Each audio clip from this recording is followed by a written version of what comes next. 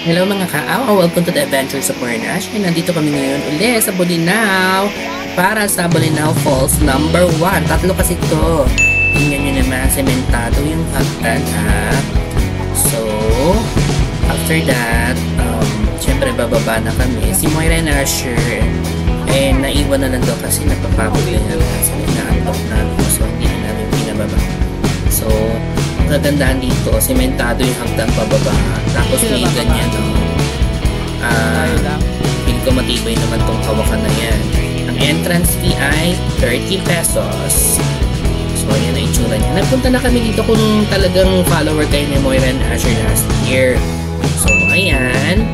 Nga pala, ito yung pinakamataas ng waterfalls dito sa Bolinao. So, medyo may mga nagbago. Yung mga tindahan, iba dito. Last year, ang daming tinda dyan. Ngayon, parang wala na. Konti na lang. So, ayan. Hindi na kami naligo dito kasi kung kami naligo kanina.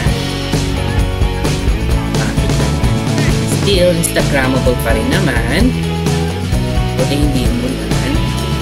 Tapos, ayan, pwede kayo maligo dito kung gusto nyo, ha? And also, kung makikita nyo yung kabilang cottage, iba na pala may-ari nun. So, sila, iba may-ari ng lupa. Yung pinunta ng iba may-ari ng lupa, kaya iba-iba yung entrances nito. So, yun, just in case lang, ha? Pare-pareho na naman ang bayad. So, ano pa yung ginagawa natin? Siyempre, i-review na natin to based on our experience lang naman, ano? So, syempre, unang-una yung price. Syempre, price, 5 out of 5 points. Ang mura no? Nakapapaganap ng 30 pesos. Picture, tapos, experience na rin yun. Kasi, wala naman masyadong falls dito sa Manila, kundi Hinalugang Taktak yata. Tapos, accessibility, out of the 3 falls, sila yung pinakamalapit sa main road. I mean, yung pinakakalsada nung papunta dito sa mga falls. So, konting kembot lang natong ka na sa parking ninyo. Tapos, saka nga pala, merong, yes, mga off-roads at saka mga sementado rin naman. Sa safety, okay naman yung safety nila. Unang-una, meron silang mga floaters, yung, ang tawag doon, life vests. Syempre, required, kailangan yung magsuot ng bago kayo magligo sa baba. Tapos, safety, ang pinaka nagustuhan ko yung sementadong hagdan. Kasi kung nakita nyo yung kanina, yung nauna namin pinuntahan, yung Bolinao Falls number 2, hindi sementado yung medyo nakakatakot kapag mamasa-masa yung lupa.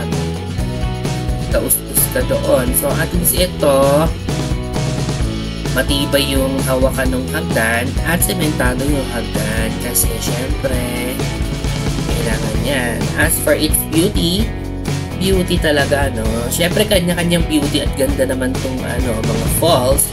So bibigyan naman siya ng 4. Sa aking paningin lang naman 4 siya para sa akin kasi since nakita ko yung tatlo, bibigyan ko siya ng 4. Okay, so ang kanyang overall rating na nakuha ay 4.5 out of 5. Mataas na to ha. By the way, guys, baka gusto niyo matulog dito, walang tulugan dito ha. Ano lang yung cottage lang, for day tour lang siya ha.